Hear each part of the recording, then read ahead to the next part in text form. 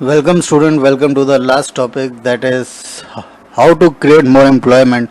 But before starting that topic, uh, yesterday Krishan asked a question कि graph 1 में GDP में primary secondary territory sector को अलग अलग कैसे दिखाएं इनकम वाइज। तो माय आंसर इज़ कि यहाँ पे कहीं इनकम वाइज पूछा ही नहीं है, तो आपको क्यों दिखाना है। बेसिकली ये ग्राफ खाली आपको इतना बता रहा है कि आपका जो जीडीपी था, जो लगभग 5 लाख करोड़ से ज़रा सा ऊपर है, आप देखेंगे है ना, तो 5 लाख करोड़ से बढ़ के ये 55 लाख करोड़ से के ऊपर तक पहुंच गया है। तो ये बस ग्रोथ दिखा रहा है कि कितना ग्रोथ हुआ है। इंडिविजुअली तो कहीं आप पता ही नहीं कर सकते, आपको क्या पता ये लाइन कहाँ तक जा रही है, ये आधी है, ये 1/4 है, कितनी है। तो आप जाहिर सी बात है नहीं कर सकते, ना आपसे पूछा है कहीं पे। मेरी बात समझ रहे हैं। सीधा सीधा अगर आपसे लार्जेस्ट पूछ रहा है तो लार्जेस्ट यहाँ दिख रहा है ना कि प्राइमरी है, इतना तो कलर से दिख रहा है, आपसे नंबर्स तो नहीं पूछ रहा है। तो सीधी सी बात है कि आप क्यों उतना डिटेलिंग में जा रहे हैं। जहाँ पे नंबर पूछ रहा है वहाँ पे नंबर्स में जाइए, जहाँ पे आपको एग्जैक्टली दिख रहा होगा, आपको क्वेश्चन सही समझ में आ जाएगा। तो क्वेश्चंस पे आइए, उसके बाद देखिए, अगर क्वेश्चन में ऐसा कुछ आ रहा है तो ज़रूर पूछिए, अदरवाइज़ उसमें फालतू इतना डिटेलिंग में जाने की ज़रूरत नहीं है। तो हमारा नेक्स्ट टॉपिक है how to create more employment. Topic थोड़ा सा लंबा है, इसीलिए कोशिश करेंगे इसको 2 पार्ट में बनाएं, अदरवाइज बहुत ज़्यादा लंबा हो जाएगा। ठीक। From the above discussion we can see that there continuous to be considerable unemployment in agriculture. There are also people who are not employed at all. In what ways can one increase employment for people? Let us look at some ways. तो ऊपर लक्ष्मी के example में हम लोग देख रहे थे, 5 लोगों का परिवार एक ही खेत में काम कर रहा था, 2 हेक्टेयर का, जिसमें एक आदमी काम कर सकता था। तो वहाँ पे एग्रीकल्चर की फील्ड में इस तरीके से हमको बहुत बड़े लेवल पे अंडर एम्प्लॉयमेंट या डिस्गाइज अनएम्प्लॉयमेंट देखने को मिलती है। तो इसका सॉल्यूशन क्या है, हम इन लोगों को कहाँ पे एम्प्लॉयड कर सकते हैं या इनके लिए कैसे एम्प्लॉयमेंट निकाला जा सकता है। क्योंकि देखिए लोग तो वही हैं काम करने वाले। अब जब यहाँ पे 1 लोग का काम 5 लोग करना, तो जाहिर सी बात है कि वो 4 लोग अंडर एम्प्लॉयड हैं। अगर हम उनको बेसिकली किसी और सेक्टर में या किसी और जगह एम्प्लॉयड कर दें तो उनकी भी इनकम बढ़ेगी, साथ ही साथ हम as a human resource national income भी बढ़ा सकते हैं। क्योंकि किसी भी कंट्री की पॉपुलेशन उसका बर्डन नहीं होती है। अगर उस पॉपुलेशन को रिसोर्स बना दिया जाए तो वो कंट्री उसी ह्यूमन पॉपुलेशन से अपने आप को डेवलप कर सकती है। चाइना और जापान इसके एग्जांपल है, जहाँ पे इतना ओवर पॉपुलेशन है बट उनके यहाँ रिसोर्सेज की, जापान पे रिसोर्सेज की कमी है, उसके बावजूद भी जापान डेवलप्ड है। क्यों? क्योंकि उसने अपने ह्यूमन रिसोर्स को डेवलप कर लिया। चाइना के पास तो चलिए रिसोर्स हैं बट तब भी वो इतनी बड़ी पॉपुलेशन को फीड कर रही है। क्यों? क्योंकि उसने अपने यहाँ पे कोई स्ट्रिक्ट लॉज बना रखे हैं और अपने पॉपुलेशन को वो ह्यूमन रिसोर्स में कन्वर्ट करती है। इंडिया के अंदर क्या है कि पॉवर्टी इतनी ज़्यादा है, हमारे यहाँ पे ह्यूमन रिसोर्स की तरफ कोई अटेंशन ही नहीं है। आप एचआरडी मिनिस्ट्री की तरफ से भी देखेंगे तो ह्यूमन को रिसोर्स बनाने के लिए कोई ऐसा स्पेसिफिक काम ही नहीं होता, जिसकी वजह से इतनी बड़ी पॉपुलेशन जो है हमारे ऊपर बर्डन है और एक सेक्शन को बियर कर रहा है। सीधी सी बात है, आपके टैक्सेस से एक बहुत बड़े सेक्शन को बियर किया जा रहा है, जहाँ कि हम उनको रिसोर्स बना सकते हैं। तो क्या हम कर सकते हैं, ऐसे कैसे एम्प्लॉयमेंट क्रिएट कर सकते हैं। Take the case of Lakshmi with her 2 hectare plot of unirrigated land, वही last example. The government can spend some money on the banks. अब यहाँ से आप पॉइंट बनाना शुरू कर देंगे। क्वेश्चन वही है कि how to create more employment, what are the various ways to create more employment. तो हमको सबसे ज़्यादा एम्प्लॉयड कहाँ पे दिख रहा है, प्राइमरी सेक्टर में, जो कि ओवरऑल एक्चुअली अंडर एम्प्लॉयड है या नॉट एम्प्लॉयड है या डिस्गाइज एम्प्लॉयड में अंडर एम्प्लॉयड है, अनएम्प्लॉयड है, डिस्गाइज अनएम्प्लॉयड है। तो हम उनको कहाँ से एम्प्लॉयमेंट दे सकते हैं, क्या कर सकती है गवर्नमेंट। तो गवर्नमेंट क्या कर सकती है, government can spend some money on banks, can provide a loan, उनको छोटे लोन दे सकती है ताकि वो कोई दूसरे काम कर सकें।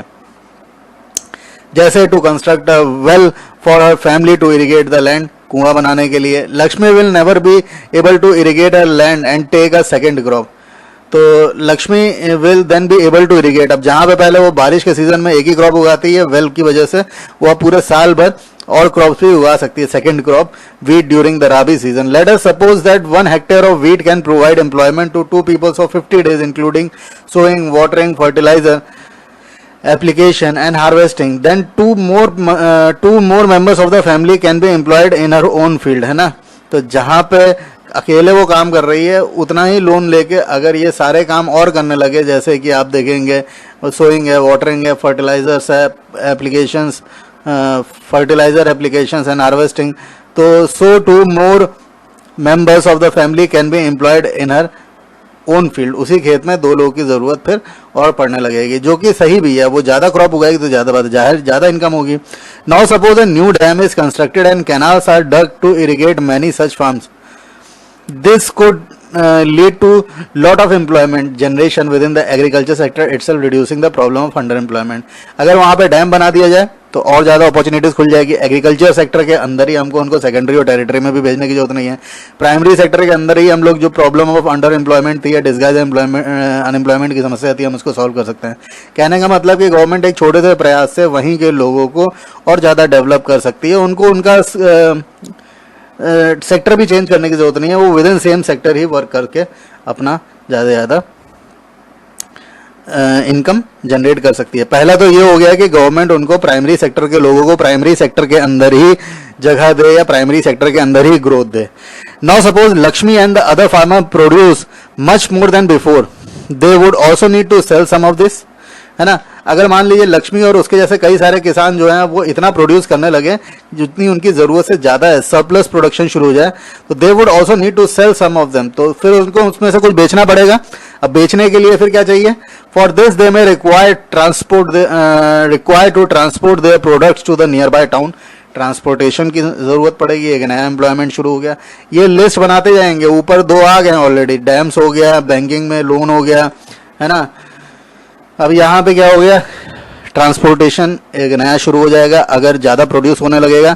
If the government invest some of the money in transportation, और दूसरा स्टोरेज हो गया, स्टोरेज के लिए क्योंकि क्रॉप को स्टोर करना पड़ेगा फॉर द क्रॉप्स, और मेक बेटर रूरल रूट्स, है ना, so that mini trucks reach everywhere. Several farmers like Lakshmi who now have cross access to water can continue to grow and sell their these crops। तो जहाँ लक्ष्मी को अब पानी easily मिल जा रहा है जिसकी वजह से वो अब ज़्यादा फसल पैदा कर रही है, तो उसके लिए उनको रोड्स बनानी पड़ेंगी ताकि उस पर छोटे छोटे ट्रक्स चल सके और ऐसे गांव से किसान जो है अपना अनाज बेचने के लिए शहरों तक आ सके। मेरी बात समझ में आ गई ना? These activity can provide productive employment to not just farmer but also others such as those in service like transport and trade। तो जो उनको बेचेंगे व्यापारी, साथ ही साथ जो ट्रांसपोर्ट करेंगे। कहने का मतलब कि एग्रीकल्चर ना सिर्फ एग्रीकल्चर को ही बढ़ावा दे रहा है, साथ ही साथ और भी सर्विस सेक्टर की रिक्वायरमेंट बढ़ेगी और वहाँ पे एम्प्लॉयमेंट बढ़ेगा, जैसे ट्रांसपोर्ट और ट्रेड है। तो यहाँ पे एक और चीज़ समझ में आ गई, ट्रांसपोर्ट, ट्रेड, स्टोरेज, ये सब गवर्नमेंट प्रोवाइड करा सकती है। Lakshmi's need is not confined to water alone. To cultivate the land, she also needs seeds, fertilizers, agriculture equipments, pump set to draw water। पानी निकालने के लिए पंप्स की जरूरत होती है। कहने का मतलब कि सिर्फ उसकी जो जरूरत है सिर्फ पानी तक ही सीमित नहीं थी। खेती करने के लिए सिर्फ पानी थोड़ी ना चाहिए, उसको बीज भी चाहिए अच्छे से अच्छे, HYV सीड्स आपने पढ़ा हुआ है ना। फर्टिलाइजर्स चाहिए, एग्रीकल्चर इक्विपमेंट्स चाहिए, खेती करने के लिए जो औजार की जरूरत पड़ती है, ट्यूबवेल, पंप सेट जिसे कहते हैं, वो चाहिए होगा। Being a poor farmer she can not afford many of these, तो गरीब होने की वजह से वो इनमें से कई सारी चीजें अफोर्ड नहीं कर सकती। So she will have to borrow money from the money lenders and pay a high rate of interest. If the local banks give her credit at a reasonable rate of interest, she will be able to buy all these in time and cultivate her land. These measures can, along with water, we also need to provide cheap agriculture credit to the farmers of farming it to improve। We will look at some of these in chapter 3 money and credit में। हम देखेंगे कैसे government जो है वो loaning करती है, agriculture loan करती है, कोऑपरेटिव सेक्टर्स जो है आपका, है ना। तो कहने का मतलब कि इन सारी एक्टिविटीज़ के साथ अगर वो खेती को और ज़्यादा बढ़ाना चाहती है तो पानी के साथ साथ उसको और भी कई सारी चीज़ें चाहिए, seed, fertiliser, agriculture equipments, pump set, जो गरीबी की वजह से वो इन सब चीज़ों को अफोर्ड नहीं कर सकती। अगर गवर्नमेंट उनको अफोर्डेबल इंटरेस्ट रेट पे, मतलब कि एक किसान जो इंटरेस्ट दे पाए, इतना हाई इंटरेस्ट ना हो, एक अफोर्डेबल इंटरेस्ट रेट पे अगर किसानों को लोन प्रोवाइड किया जाए तो लक्ष्मी जैसे कई लोग जो हैं वो खेती के ही मतलब एग्रीकल्चरी सेक्टर में और ज़्यादा ग्रो कर सकते हैं। तो दूसरा आपने देख लिया लोनिंग, है ना, बैंकिंग, लोनिंग, ये सारे पॉइंट्स बनाते जाएंगे। Another way by which we can tackle this problem is to identify, promote and locate industry and services in semi-rural areas where a large numbers of people may be employed। तो ऊपर जितने थे ये सारे तरीके बता दिए किस तरीके से, टॉपिक है ना how to create more employment, तो इस तरीके से हम और ज़्यादा एम्प्लॉयमेंट क्रिएट कर सकते हैं, प्रोडक्टिव एम्प्लॉयमेंट क्रिएट कर सकते हैं, है ना। डिस्गाइज अनएम्प्लॉयमेंट वाला नहीं कि दिख रहा है एम्प्लॉयड है बट एम्प्लॉयड ना हो। तो प्रोडक्टिव एम्प्लॉयमेंट मतलब जहाँ से इनकम भी आ रही हो। एक जो दूसरा तरीका बता रहा है, another way by which we can tackle this problem is to identify, promote and locate industries and services in semi rural areas. तो पहली बात तो हम इस प्रॉब्लम को टैकल करने के लिए ऐसी जगहों को, क्षेत्रों को आइडेंटिफाई करें जो सेमी रूरल एरियाज है, जहाँ पे हम इंडस्ट्रीज को सेटअप कर सकें, सर्विस सेक्टर को सेटअप कर सकें। ऐसा क्यों? क्योंकि उससे फार्मर्स उन जगहों को एक्सेस कर सकते हैं जहाँ पे वो रहते हैं, है ना। अगर हम शहरों में ही सब बना देंगे तो जिनके लिए हम ये कर रहे हैं, एग्रीकल्चर सेक्टर या प्राइमरी सेक्टर में जो अनएम्प्लॉयमेंट की समस्या को सॉल्व करने के लिए हम ये स्टेप उठा रहे हैं, ये पूरा हो पाएगा नहीं। तो हमको ऐसे लोकेशंस को ट्रेस करना पड़ेगा जहाँ पे फार्मर्स फार्मिंग करते हुए ये सारी एक्टिविटीज़ में भी इवॉल्व हो पाएँ।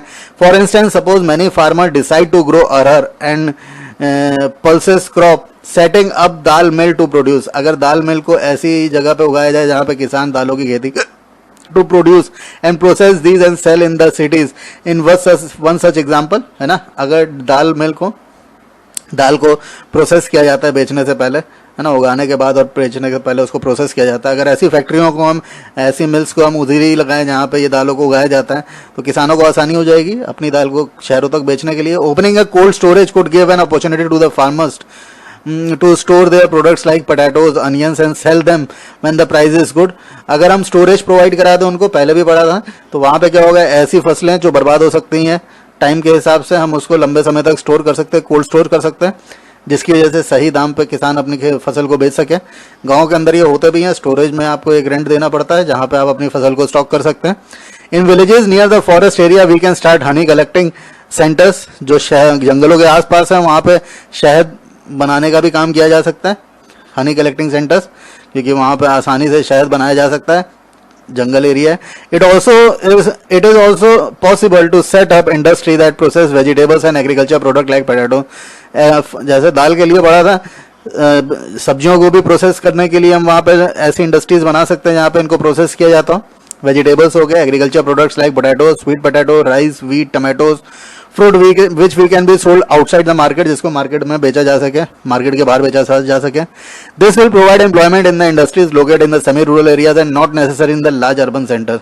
तो जो सेमी रूरल एरियाज के आसपास जो किसान रहते हैं, जो फार्मर्स रहते हैं, जो अंडर एम्प्लॉयड हैं, हम वहाँ पे उनके लिए एम्प्लॉयमेंट क्रिएट कर सकते हैं, जैसे कि शहरों में हो रहा है, बड़े बड़े शहरों में हो रहा है, not necessarily in the large urban centres, है ना, जिनकी अर्बन सेंटर्स में ज़रूरत नहीं होता। ऐसी इंडस्ट्री को अगर हम शहरों में लगाएंगे तो कोई फ़ायदा है नहीं। तो ऐसी इंडस्ट्रीज छोटी छोटी हम ऐसे सेमी रूरल एरियाज़ में लगा सकते हैं, इन एरियाज़ को आइडेंटिफाई करके या मार्क करके।